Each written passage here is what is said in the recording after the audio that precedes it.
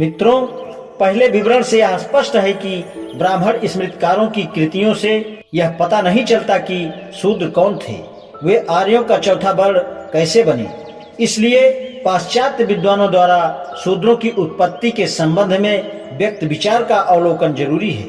शूद्रों की उत्पत्ति के बारे में पश्चिमी विद्वानों का निश्चित विचार है। हालांकि सभी विद्वान एक मत नहीं हैं, तथापि निम्नलिखित बातों पर सभी एक मत हैं। वैदिक साहित्य की रचना आर्यों द्वारा की गई। आर्य भारतवर्ष में बाहर से आए और भारत पर आक्रमण किया। भारत के मूल निवासी दास और दस्यु थे, जो आर्य जाति से अलग जाति के थे। आर्य गौर वर्ण के थे और दास तथा दस्यु श्याम वर्ण के थे। आर्यों ने दास और दस्युओं पर विजय पाई। दास और दस्युओं के पराजित किए जाने और दास बना दिए जाने पर ही वे शूद्र कहलाए।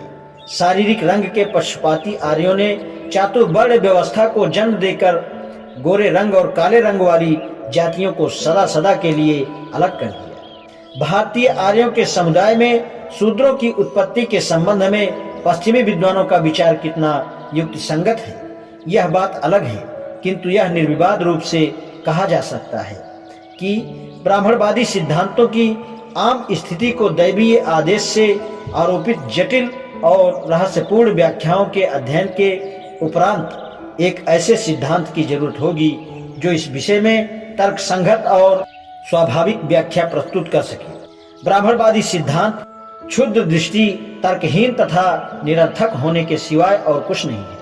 अन्यथा वे समस्याओं को ज्यों का त्यों न छोड़ देते। कम से कम पाश्चात्य विद्वानों के विचार ऐसे नहीं है। किसी भी सिद्धांत की सत्यता की परख उसके तर्क संगत साक्ष्यों या प्रमाणों से स्थापित होती है। पाश्चात्य विद्वानों के सिद्धांतों का मुख्य आधार आर्य नामक जाति है, अतः सर्व इसको ही लेते हैं।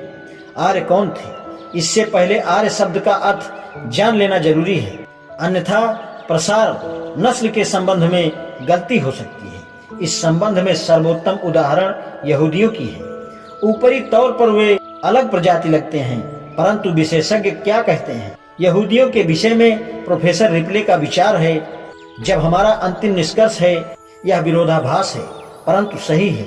हम स्वीकार करते हैं कि यहूदी प्रजाति नहीं है, वे एक समुदाय हैं। इनके चेहरे से इसकी पुष्टि होती है, किंतु जहाँ तक अन्य विशिष्टताओं का प्रश्न है, हमारा विश्वास है कि उनके अंगों की रचना निस्संदेह उनकी शुद्ध रक्तीय अनुपम शरीर रचना के बनाए उनकी वंशानुगत विशिष्टता है।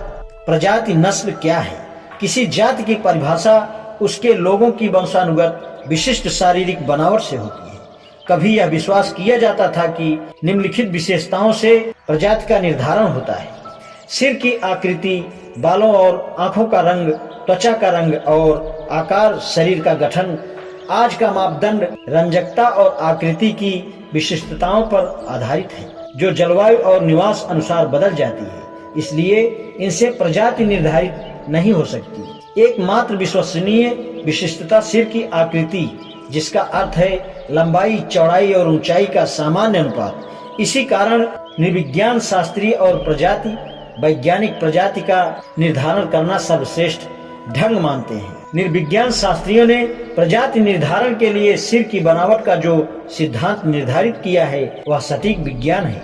इसे निर्विज्ञान शास्त्र एनियोपोलॉजी कहते हैं। इस विधि के अनुसार सिर की आकृति नापने के लिए दो मापदंड रखे हैं: शीर्ष आकृति और चेहरे की आकृति। इसी से जाति का निर्धारण होता है। आज इतना ही, शेष कल। धन्यवाद।